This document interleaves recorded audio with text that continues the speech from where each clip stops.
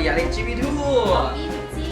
ซึ่งวันนี้พวกเราเองสองคนกลับมาเจอกันนั่นเองเนาะจะมาทำต้นคู่เกี่ยวกับงานบุญมโหฬารนครหลวงวิจารณ์ครั้งที่3นั่นเอง แม้แล้วเนาะครั้งที่3นี่ซึ่งว่ามีการจัดขึ้นอยู่ที่ศูนย์การค้าหลายเด็กและที่สำคัญมื้อนี้เล็กเอกกับป๊อปปี้กับมาขอบอกเกี่ยวกับกิจกรรมเพื่อให้ทุกคนนี่ไปมีส่วนร่วมกันเพราะว่าเรื่องการอ่านแล้วเป็นสิ่งที่สำคัญในชีวิตการอ่านคือการเปิดโลกกว้างการเปิดความรู้เอาอ่านเท่าไหร่ให้มีความรู้ขนาดและที่สำคัญในงานก็มีการแข่งขันรางวัลรวมมูลค่าแต่กว่า50 ล้านกีบอันนี้ยิ่งทึกใจขนาดหลายคนเลยที่ว่าอยากแสวงหากันแบบว่าโชว์ความสามารถของตัวเองโดยเฉพาะเป็นการเขียนบทความที่ว่ามีหัวข้อเกี่ยวกับวัน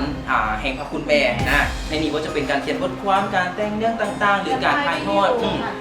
เป็นแล้วแม่ถือว่าให้ทุกคนได้แบบอ่านกระบทของเขาถ้าหากว่าถือใจก็จะได้มีรางวัลต่างๆอ่านต่างๆตื่มแต่ว่าที่สำคัญที่มากที่สุดถ้าหากว่าคนใดที่มาเขียนบทความถ่ายทอดเกี่ยวกับแม่ถือใจที่สุดก็จะได้ไปใส่ป๊อป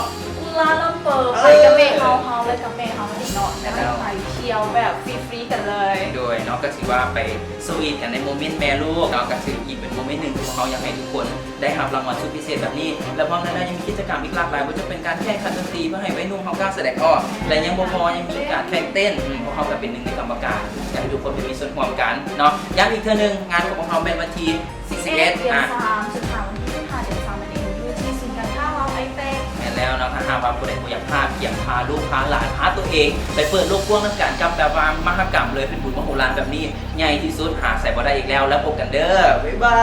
ย